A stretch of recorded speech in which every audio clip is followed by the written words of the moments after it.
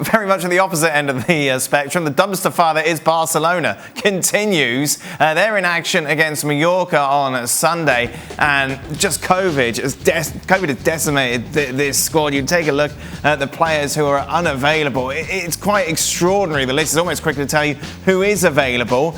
Sid, why did La Liga not decide to cancel this game, given the amount of players that are out? Well, look, Xavi Hernandez himself said that this game should be cancelled. He described it as adulterating the competition to go ahead with this. But, I mean, in a way, the answer is very simple. And I know this isn't a particularly satisfactory answer to a lot of people, and indeed it's not a satisfactory answer to Xavi, but the answer is very simple. This is the protocol. This is the protocol as well that all of the clubs signed. So essentially, to put this in the most simple terms possible, the protocol says that games will go ahead, that teams will be told that they should play for as long as they have at least 13 players available. Now, here's the key.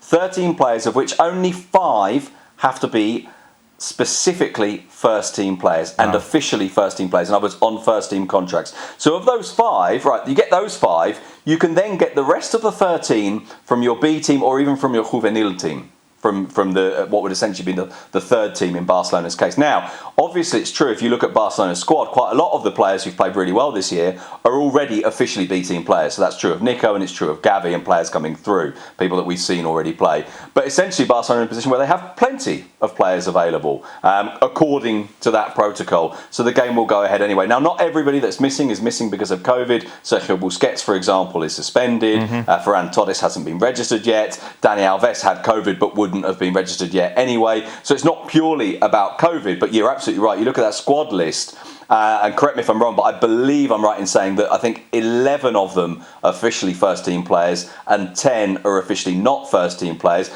But that 11 first team players includes 3 goalkeepers. So it's not just that this, you know, it's. And by the way, I mean, this is very, very largely tongue in cheek and very largely kind of being a bit silly about it. But I quite like the idea of Xavi looking at his squad and thinking, yeah. So, Ter Stegen in midfield then. Perfect. That April Fool could come true. Sid, you mentioned there, Ferran Torres not registered yet. Why not?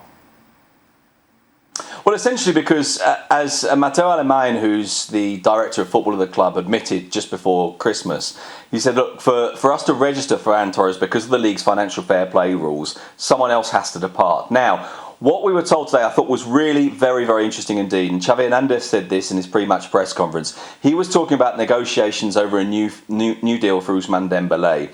And he linked the signing, or the registering, because the signing has already happened, the registering of Ferran Torres to a new deal for Dembélé. In other words, that deal would somehow have liberated money now to be able to pay and register Ferran Torres now. So presumably it would have involved some sort of postponement of payments for Dembélé to push those further down the track. Because that can't happen now. In order for Ferran Torres to join in terms of fulfilling those the league's financial fair play rules, others will have to depart first. And of course, it's only the 1st of January. Nobody has left yet, so there isn't that space there. So Barcelona have signed him, but they can't yet register him. Now, they've got a little bit of margin for manoeuvre. Why? Of course, because Sergio Aguero was forced to retire, but they've got to bring in Dani Alves as well. So they need others to leave, or the financial construction of players' contracts, in other words, Dembélé, to change in order for him to be registered. Do they learn nothing from the past, Sid? I don't think many clubs are knocking down the door of City to get Ferran Torres. There wasn't a big scrap to do it. Why not sort your house out first